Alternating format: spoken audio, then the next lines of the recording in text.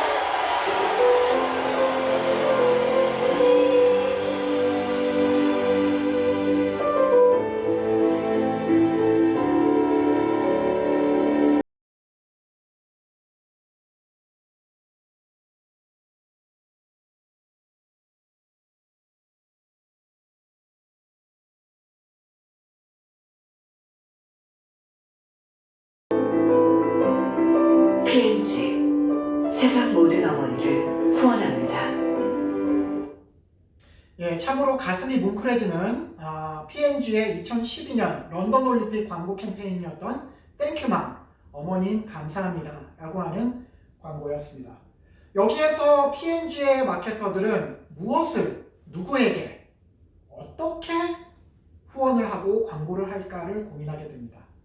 방금 광고에서 보셨다시피 여러 나라들이 나옵니다. 브라질, 미국, 영국, 중국 이런 나라들이 나오죠. 바로 P&G가 가장 크게 보는 시장들이면서도 차기 올림픽 개최국들입니다. 광고를 보다 보면 이런 제품들이 여러분들 간간히 눈에 띄게 될 겁니다. 어떤 제품들이 보이죠? 세탁 세제, 기저귀, 주방용품, 화장품, 샴푸 이런 것들이 눈에 보입니다. 그렇죠? 섬유 유연제, 페이퍼 타올, 휴지 이런 제품들입니다. 이런 제품들은 바로 P&G가 제조하고 판매하는 제품들입니다. 이런 제품들을 누구에게 과연 판매할 것이냐? 바로 30, 40대의 여성 소비자들이 가장 많이 구매하는 제품입니다. 우연찮게도 30, 40대의 여성 소비자들은 어머니들이 많이 있습니다. 그리고 그들에게 어떤 메시지? 바로 올림픽에서 선수들 뒤에는 그 선수들을 뒷바라지하는 어머니들의 노력이 숨어 있다는 그런 아름다운 메시지를 전달해 주고 있습니다. 이런 제품과 소비자 그리고 그 메시지를 하나로 묶는 역할, 그것을 하나의 이야기, 어머니 감사합니다. 어머니들이 바로 우리의 올림픽의 주인공들입니다. 라고 하는 스토리를 만드는 것, 이것이 바로 마케터의 역할이라고 할 수 있겠습니다. 이번 도쿄올림픽에도 P&G는 역시 광고 캠페인을 가지고 나왔는데요. 바로 이런 캠페인을 이번에는 가지고 나왔습니다. 여기에서는 어머니들의 사랑, 이것을 강조하면서 이런 캠페인을 들고 나왔습니다.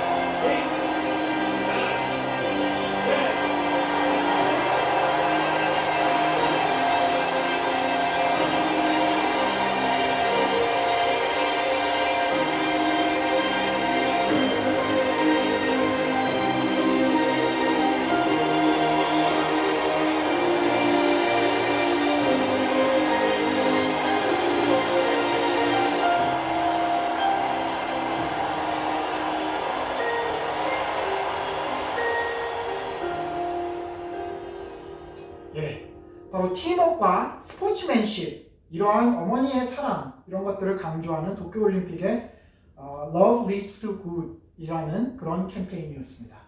자, 삼성전자는 올림픽에서 자신들의 어떤 브랜드의 인지도를 형성하고 인지도를 강화한 후에 선호도를 강화하는 식으로 브랜드 전략을 세워왔습니다. 그리고 최근에 들어서는 사랑받는 브랜드로 거듭나기 위한 노력들을 계속하고 있습니다.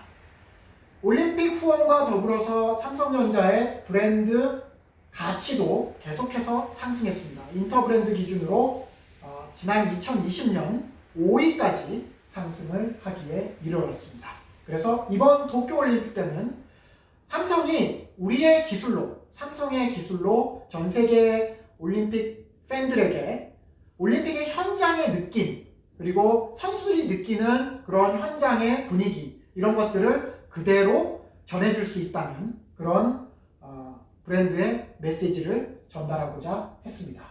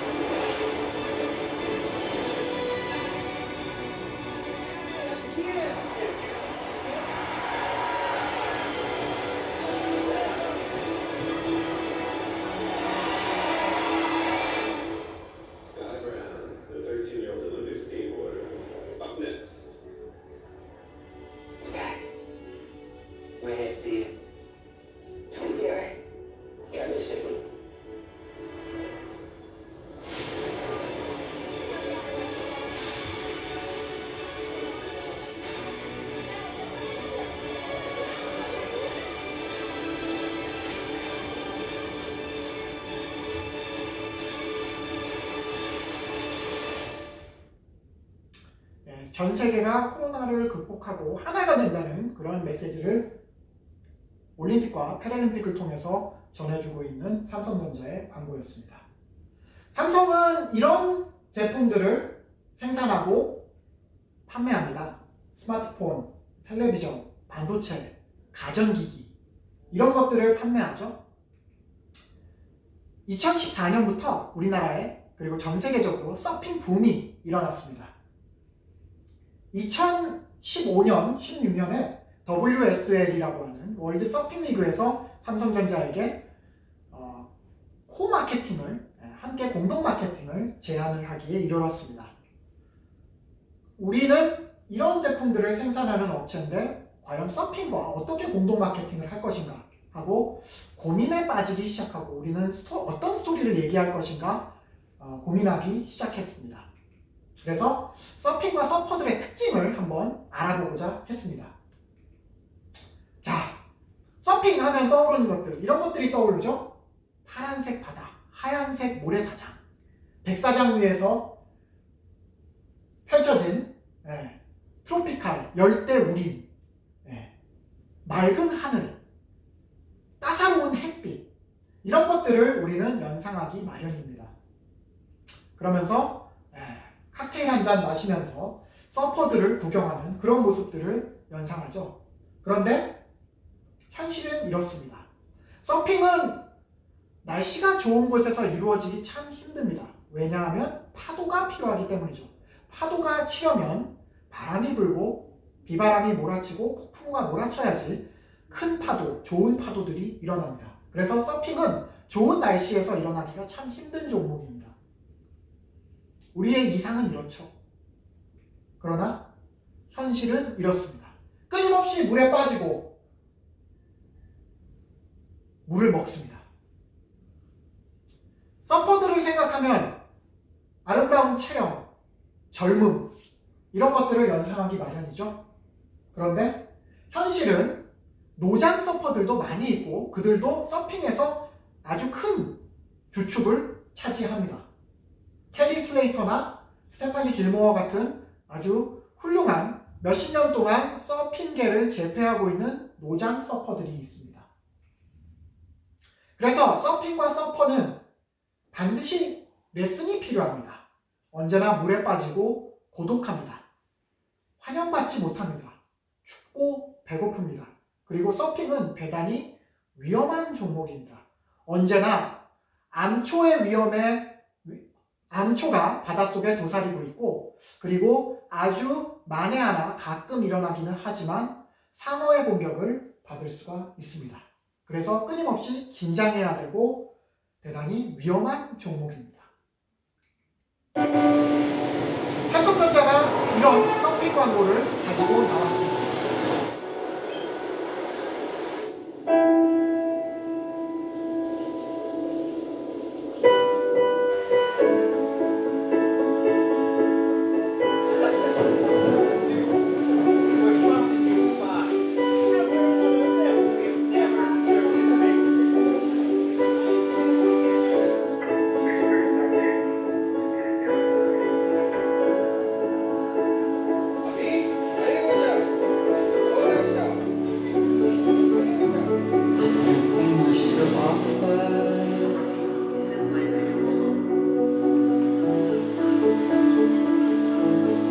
Nothing much to take.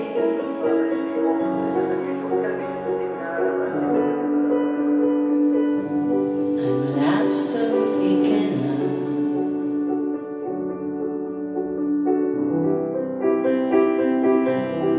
But never saw the same.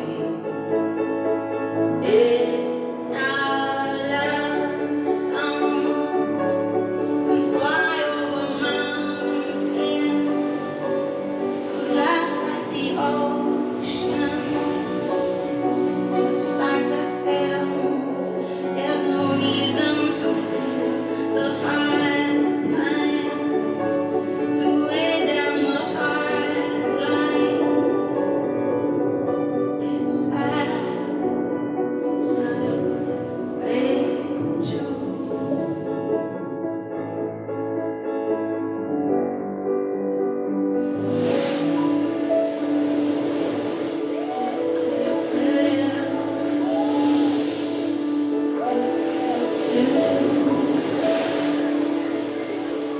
Justin Gilmore is on the next one.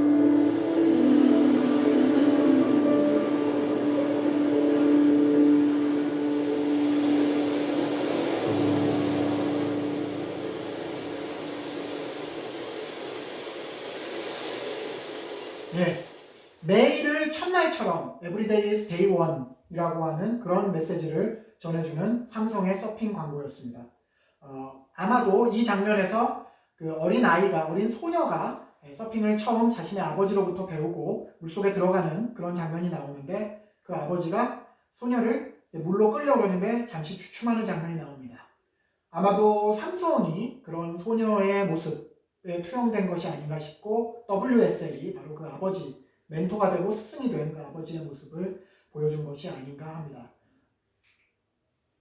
그래서 WSL의 첫 공식 글로벌 후원사로서 삼성전자가 처음으로 후원을 하게 됐고, 삼성 역시 처음으로 서핑을 후원하는 그런 날이어서 Everyday is Day One이라고 하는 그런 메시지를 전달해 줬습니다. 자, 이 광고로 인해서 2015년과 16년 두 해에 걸쳐서 칸 광고제에서 수상을 했고요. 음악상과 시네마토그래피 부문, 그리고 온라인 동영상 부문에서 좋은 결과를 얻어냈습니다. 자, 그래서 기업의 스포츠 마케터들은 언제나 썰푸는, 스토리텔링하는 스토리텔러를 필요로 합니다. 스포츠와 개인, 선수, 대회, 경기, 이런 것들은 정말 좋은 스토리텔링의 소재들입니다. 이런 소재들을 가지고 썰을 잘 풀 수 있는 스포츠 마케터를 우리는 언제나 필요로 합니다. 여러분께서 아마도 스포츠 마케팅에 혹시라도 관심이 있으시거나 앞으로 스포츠 마케팅이 꿈이라고 그렇게 생각하시는 분들은 언제나 자신을 좋은 스토리텔러로서 그렇게 훈련을 시키는 그런 자세가 필요할 것입니다. 그러면 여러분과 분명히 함께 일할 수 있는 그런 날이 올 것이라고 저는 기대를 합니다. 오늘 강의는 여기까지였고요. 제게 질문이 있으시거나 혹시 궁금한 사항이 있으시면 제 이메일이나 혹은 소셜미디어로 연락을 주시면 언제나 제가 빠르게 신속하게 답변을 해드리겠습니다. 감사합니다.